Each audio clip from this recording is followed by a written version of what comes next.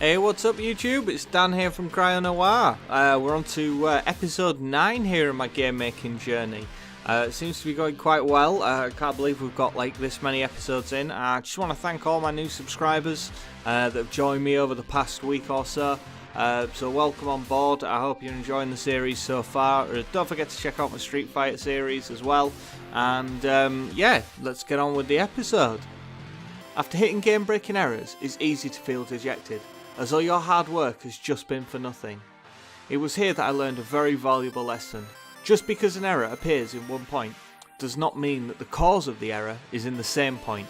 After several hours of debugging and failing, I decided to watch the next video and found I was not alone.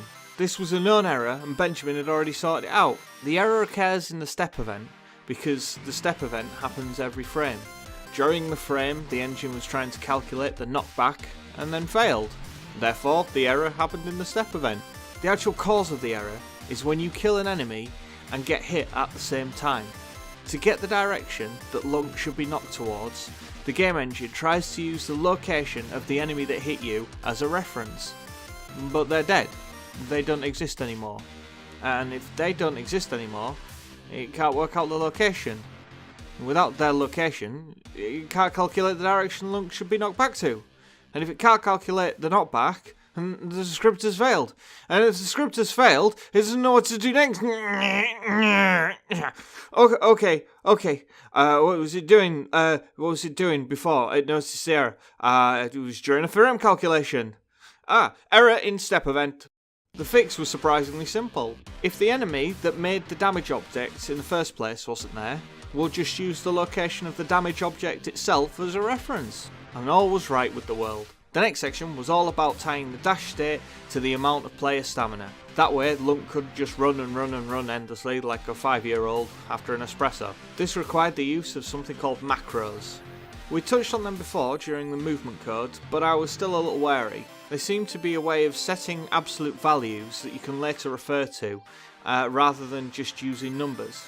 Tying the dash state to the stamina was just a case of checking the amount of stamina available. If there was enough, run the dash script and reduce the stamina by the dash cost. If there isn't enough stamina available, do nothing. We then set an alarm so that the stamina would refill over time. As you can now see, Lunk can dash for a bit, but then soon runs out of steam. As Lunk levels up, his stamina also increases, meaning he can now run for longer. By the time Lunk is level 4, he's able to run 3 times on the trot, rather than just the twice. Now that we had working combat and level system in place, it was time to grow. And this is what many non-game makers don't realise. You can spend days, weeks, months, even years adding code, fine-tuning and making sure it all works in one room. To the casual observer, it looks as though there's been very little progress made, but then once you're ready to expand, the game grows at an alarming rate. Once some code was in place to connect one room to another, the game doubled and then trebled in a matter of hours. Though, I think the fixed rotation variable needs to be included in something persistent. Lunk now had 3 rooms to wander back and forth through. Each time the enemies would respawn, but his stats would carry over. Given enough time, he could build up to a ridiculous amount of stamina and attack damage. In keeping with the idea that this could be eventually a huge game with quests and bosses and adventures to go on, a health replenishment system would also be required.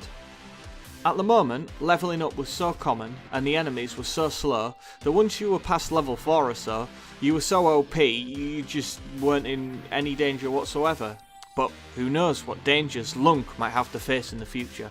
We created a basic health pack design and then wrote some code to randomise the enemies dropping them.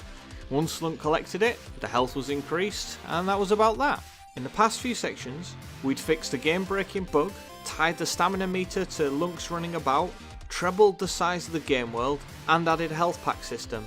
The game was really starting to grow, and each time it felt more and more like a full game, and I grew hungrier and hungrier for the next challenge. So much so, I stopped working on this game for over a year. You see, Benjamin started advertising his Udemy courses, and they looked so much more professional, more advanced, and more exciting. Okay guys, thank you very much for watching. I mean, this was a fairly short one. I just wanted to take this one up to the point at which I sort of stopped for a year. After this, I then went on and did a couple of other courses through Benjamin, and I also started working on some of my own games independently as well.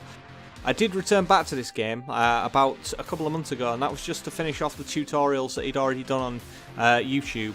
So the next video will be kind of out of sequence, and that will just finish off the end of this game. And it seemed a little bit odd to kind of, you know, chop to go do all of the other stuff and then come back to do this one at the very end, which is in reality what happened. But obviously, you know, I just wanted to keep this one all together. So in the next episode, we'll be finishing this game off, and then after that, I'll be on to the next one. So thank you very much for watching. I hope you enjoyed it, and I shall see you all next time. Cheerio, bye!